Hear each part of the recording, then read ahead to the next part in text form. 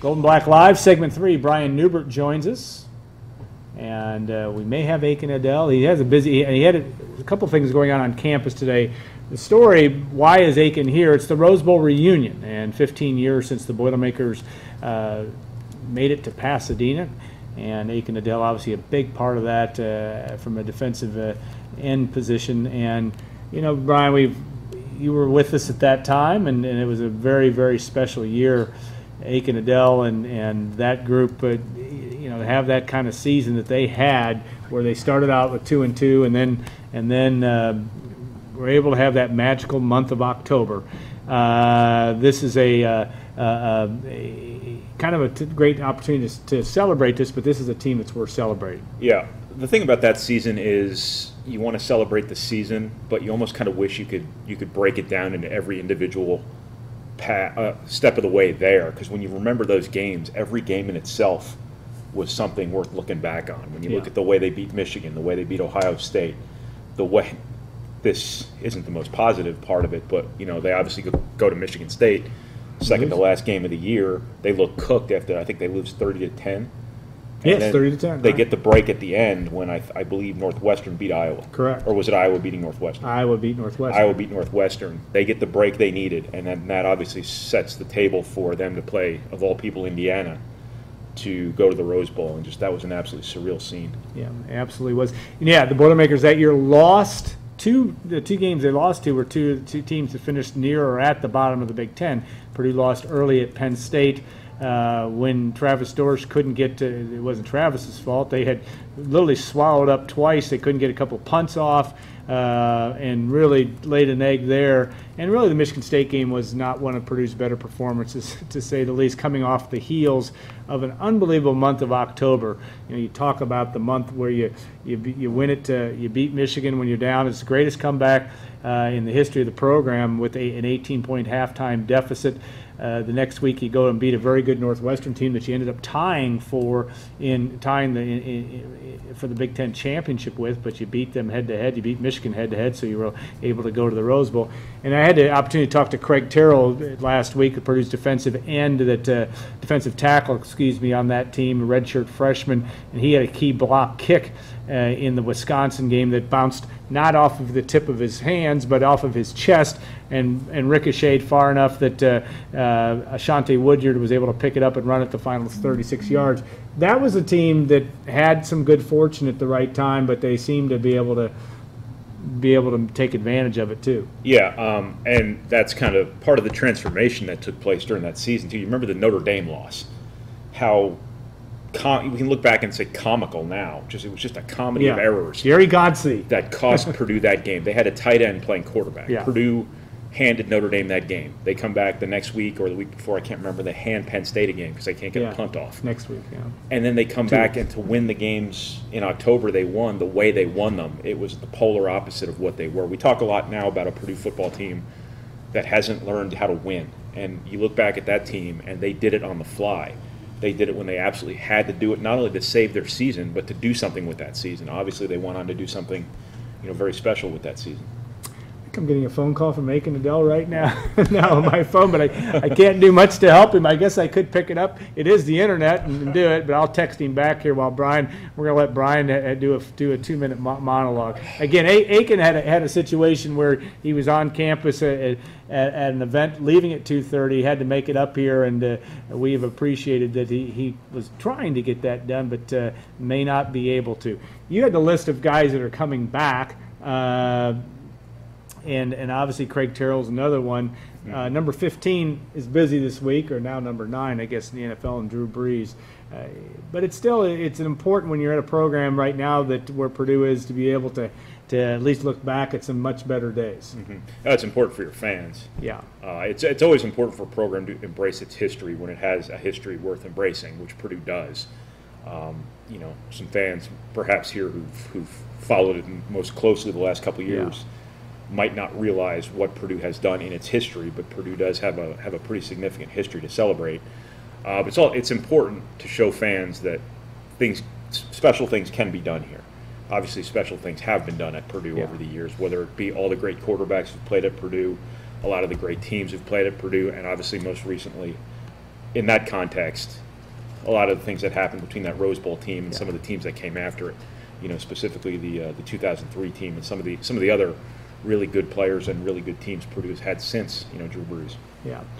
That was good. You did a fine job with your. Sorry, I didn't go on longer. I didn't know if you needed more texting time or what. I'm trying.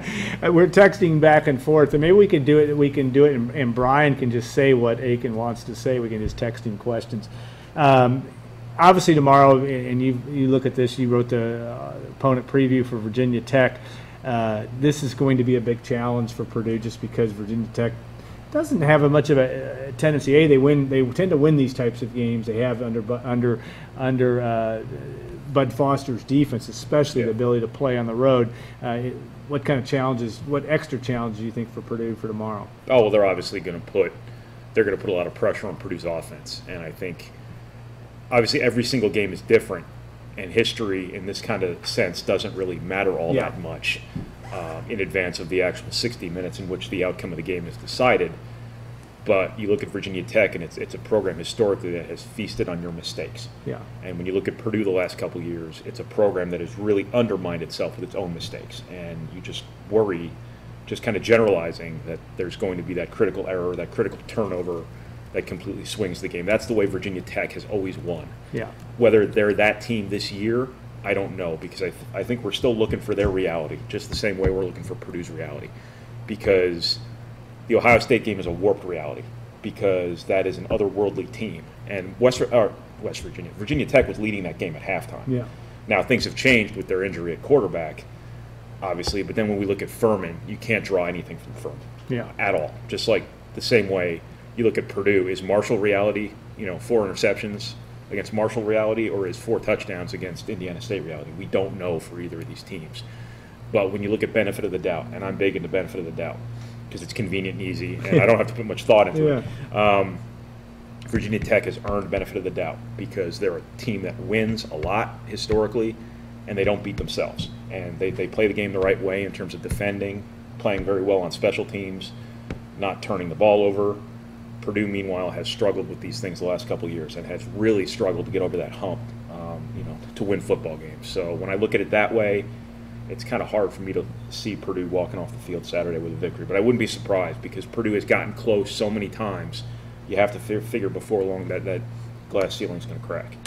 We had some questions. Brian obviously covers recruiting for us, and we had a couple questions early on. When is Antoine Winfield visiting, and what's the latest on Jarian Nelson? Why don't you can fill us in on that? Antoine Winfield is not scheduled a visit yet. He's going to at some point. And tell us who Antoine Winfield is, just for those of us. A cornerback from Texas. Yeah. Who is the son of former Ohio State corner and longtime NFL. I guess we can call him a standout. He was pretty good. He's very good with at the Vikings. Antoine Winfield. He is looking at Minnesota and Purdue primarily. Minnesota's got a big advantage there because he grew up in Minneapolis when his dad was playing for the Vikings. Has a lot of ties to that city. They seem to want him pretty seriously. Purdue wants him also. I don't know if there's any ties with the Ohio State connection with Darrell Hazel, Marcus Freeman. Those guys are not with his dad, but Purdue's right in there.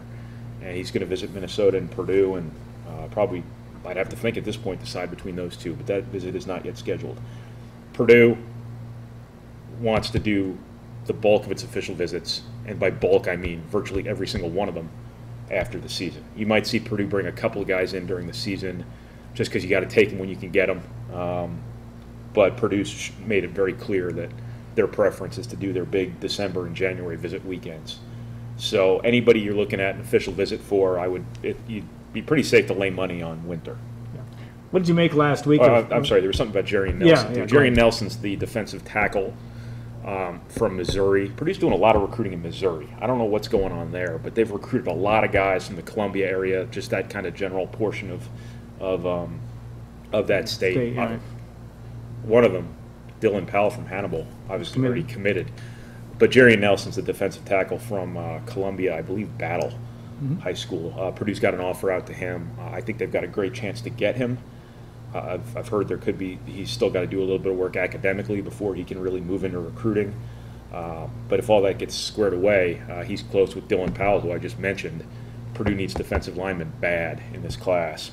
I would think Purdue, if they want him, if they really turn the screws on him, will have a very good chance to get him. And of course, that class will be small, as we've talked about many times before, and it'll be interesting to see what kind of activity we have over the rest of the season. What did you make of there was a large contingent on the sidelines last week, but again, a lot of younger kids, but also kids that may have come to camps. What do you? Daryl Hazel said he had more on the sideline than they've ever had. What do you make of that? Yeah, that's a pretty bold statement, because there were some games last year where Purdue had like 700 kids on the sideline before the game. It seemed like, anyway. Just kids everywhere, just teenagers all over the place. It would be a nightmare for like grumpy old men, probably, because there's just teenagers all over the place. I don't know what that meant, but that's what came out of my mouth. So there's no going back now. No. Purdue's done a really good job the last couple of years getting underclassmen on campus early, and that's a huge part of recruiting, because it's those impressions early on that get you in that top group when recruiting really starts. And if you're not in that top group when recruiting starts, how are you going to be in that group when recruiting finishes? So it's really important you establish that relationship early, you get people around your coaching staff, you show people what you have to offer. You know, Purdue, from an environmental standpoint, might not have the best things to sell maybe than they have in their history right now, considering where they are, but still you want those guys around your program, you want to show them what you have to offer, and you want to get off on the right foot in recruiting. And Purdue's done a really good job getting these guys on campus early. And I'd imagine they're just doing more of the same. So I'd imagine a lot of these guys coming this weekend when Purdue does have an environment to showcase, because I think they'll have a good crowd, they'll have a lively atmosphere, and obviously a marquee opponent. A lot of these guys will be 2017s, 2018s, maybe even some 2019s from Indiana, Michigan, Illinois, wherever. There's been a lot of Midwestern guys. Obviously that's where Purdue draws from, and it's a convenient trip. So you'll also see a lot of their existing 2016 commitments coming too, because you want to build that relationship too. These guys want to see what they're getting into. They're going to be around Purdue as much as possible. So you're going to see some guys already committed, and you're going to see a lot of underclassmen, and then you're just going to see general, the term I use insensitively is riffraff. Yeah. Guys who maybe came to a camp and Purdue gave them a blanket invite to come to games if they want. So you're going to see a lot of guys who aren't prospects at all, but Purdue does right by them by having them in as recruits. But there are going to be a lot of kids at Purdue, I'd imagine. All right. Well, we'll look forward to doing that, following that over the course of the year as well. And Brian, I want to thank you for joining us today, because you didn't have a lot of choice, but you're here anyway. Is that right? Thank you for paying me. So we always have that exchange. All right. Next week we will have, scheduled to appear, Justin Sins, and also Joe Tiller is making his way. He'll be making his way twice from Wyoming. He's coming for this week and then going back to Wyoming and then coming back to West Lafayette in his motorhome, as I understand it. He'll be for his couple weeks at Purdue. Then he'll go see his longtime defensive coordinator Brock Spack and his team play, I believe, the first weekend in October before he and Arnett head back to Wyoming. And then, of course, following week we have Matt Painter, October the 2nd. Still working on the exact time for that, but Matt Painter will be joining us around one of the first days of practice for Purdue men's basketball, and we'll look forward to that as well. I want to thank our sponsors, Hilton Garden Inn, State Farm agent Trent Johnson, John Basham, and the folks at Basham Reynolds, and of course Triple X on the hill but on the level of Purdue tradition since 1929. I want to thank Chris Collar. I finally got you properly taken care of after 3 weeks, and Gordon Jackson too, all the folks at WLFI for making the show happen. We'll have a replay. If you missed it, we'll have a replay up there on the site here probably within a couple of hours, and we'll look forward to, you can watch the entire show as many times as you want from now to the end of the time. We'll look forward to seeing you next week on Gold and Black Live.